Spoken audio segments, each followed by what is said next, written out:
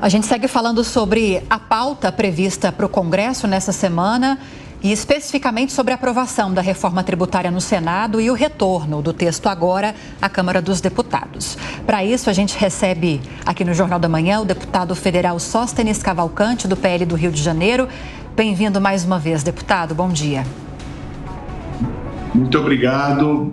É uma alegria estar com vocês novamente. Bom dia a todos os assinantes, telespectadores e ouvintes da Jovem Pan. Pois é, deputado, não foram poucas as mudanças feitas no Senado Federal à reforma tributária que saiu aí da Câmara dos Deputados. A expectativa é de confirmação dessas mudanças ou não? Bom, primeiro parabenizar o Senado Federal porque melhorou o texto que saiu da Câmara. Entretanto, na minha avaliação pessoal, nós não temos um cronograma possível para votar essa reforma este ano. Essa é a minha avaliação. A pauta, quem define é o presidente Arthur Lira. Logicamente, eu sou membro da mesa, sou segundo vice-presidente. Vamos aguardar a definição do presidente Arthur Lira, mas nós temos ainda que votar a LOA, Lei de Diretrizes Orçamentárias deste ano. Nós só teremos, essa semana, por conta do feriado, não teremos sessões. Nós só teremos 4 semanas até o final deste ano.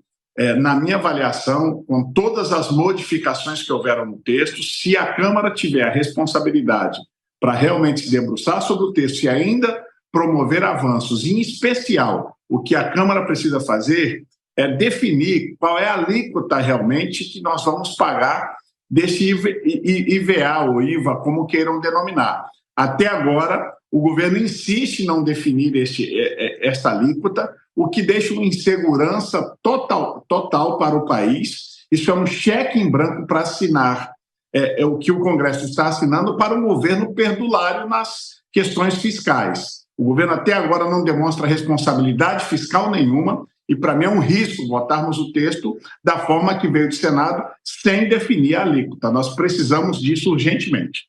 O deputado, a gente está caminhando aí, como o senhor lembrou, para o encerramento do ano, por incrível que possa parecer. Hoje é dia 13 de novembro, mas daqui a um mês, basicamente, não tem mais nada acontecendo.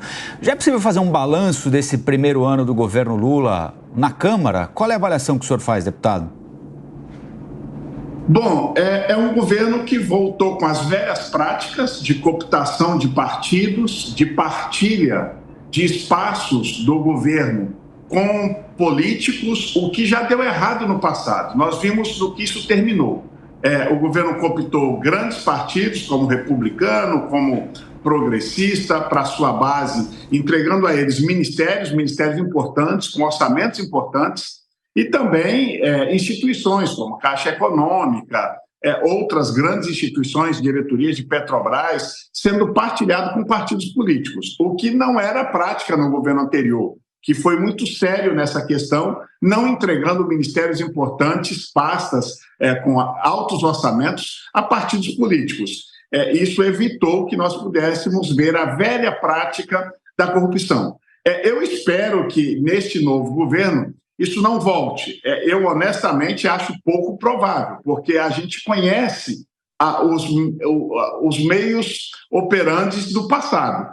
Se você repete a fórmula, a tendência é que isso volte a acontecer. Nós estamos no momento em que o judiciário, apesar de estar forte, aparentemente para um lado, virou um superpoder, mas um superpoder que faz vistas cegas às questões de corrupção. Eu não acredito que ao longo do ano de 2022, ao longo deste ano, nós não tivemos nenhum caso de corrupção em prefeituras, em governos de estados, nem no governo federal. Entretanto, o judiciário não investigou nada. Isso é muito ruim para o país. Nós sabemos que a prática de corrupção, lamentavelmente, ainda continua, não vai acabar de uma noite para o dia. E essa forma do PT governar, de entregar espaços de poder a partidos políticos, eu acho que isso vai terminar mal novamente e nós veremos isso acontecer em breve.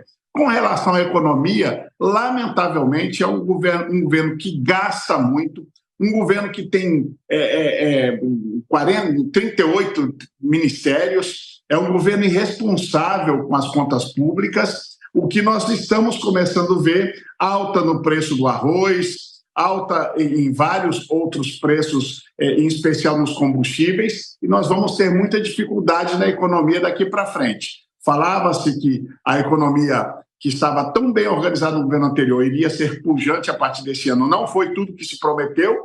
O presidente Lula agora dá até desculpa que foi excesso de feriado, como se ele pudesse controlar até os feriados do país. E tem uma promessa que nós precisamos ver se ele vai conseguir cumprir de melhora na economia do ano que vem. Eu, lamentavelmente, não vejo esforço do governo em regular as contas públicas para que esta retomada da economia volte a ser pujante como precisa ser. O Brasil precisa andar, mas desta forma não acho que é o melhor método. Deputado, vou passar agora para Amanda Klein participar também. Deputado, bom dia. O entorno de Arthur Lira está muito comprometido em aprovar a reforma tributária, pelo menos a parte que é comum às duas casas, né? Eles até pensam nessa história do fatiamento, nessa possibilidade, mas ainda esse ano. Quem tocou essa pauta, principalmente na Câmara, eu estava aí essa semana em Brasília, quando foi aprovada na Câmara a reforma tributária, aliás, por uma margem larga, muito confortável, com exceção dos votos do PL, foi o próprio Arthur Lira. Ele capitaneou e ele era também um grande apoiador do ex-presidente Jair Bolsonaro, do governo Bolsonaro. Como é que o senhor explica, não é difícil explicar por que o PL ficou de fora dessa reforma, nem que fosse no sentido de tentar impor melhorias? Há várias declarações até de economistas que participaram do governo passado, como a Vanessa Canado, por exemplo, ontem uma entrevista na Folha, dizendo que a reforma ela conserva 70% do texto original do Bernardo Api. De novo, um texto que começou a ser trabalhado ainda no governo passado pelo próprio Congresso Nacional, uma versão na Câmara, outra versão no Senado, e depois disso foi juntado e aprovado nas duas casas. Não vai contra o discurso liberal de vocês? Amanda, muito oportuna a sua pergunta, obrigado. Nós sempre fomos a favor da reforma tributária e sempre seremos.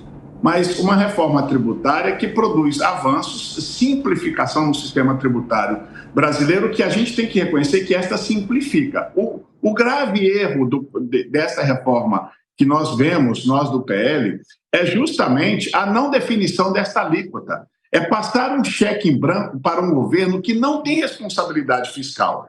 Eu entendo, e nós levamos grandes contribuições do texto passado. Para ser justo, o PL, inclusive com o relator Aguinaldo Ribeiro, nós demos várias contribuições, houve algumas melhorias, a gente precisa ser muito franco, mas quando você passa um cheque em branco de uma alíquota a ser definida, não se sabe como, por quem, quando você dá superpoderes ao núcleo que será definido de gestão e de definições importantes da economia ao governo, que a gente não tem neste governo confiança porque sabemos das questões fiscais e como eles gastam com nenhuma responsabilidade, essa é a nossa preocupação. Se nós tivéssemos estes confortos todos, né, em especial, vamos definir a alíquota. É tão simples. O brasileiro que tanto aguarda uma reforma tributária, nós que somos favoráveis à reforma tributária,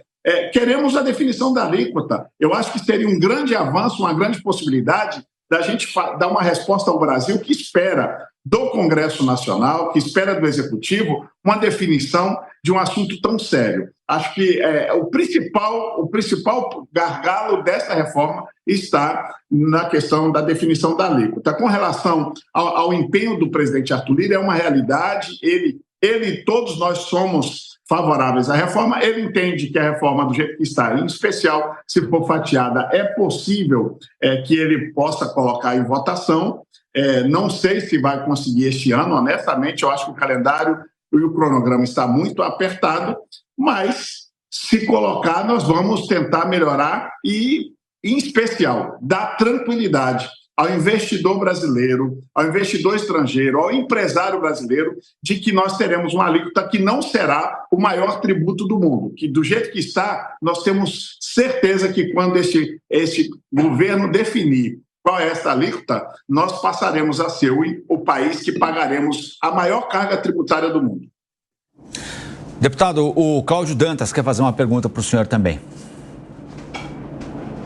Bom dia, deputado. Quando o senhor fala da alíquota, a gente não pode deixar de falar das exceções que foram adicionadas ali pelo Senado e chegam a 300 bilhões, né, em algum tipo de benefício fiscal para diferentes setores. Quando se fala de uma reforma tributária que se propõe né, buscar a justiça tributária. Me parece que privilegiar alguns setores em detrimento de outros não faz muito sentido. A minha pergunta é se a Câmara ela vai trabalhar para eliminar ou, ao menos, reduzir esse volume de exceções que foi criado lá no Senado.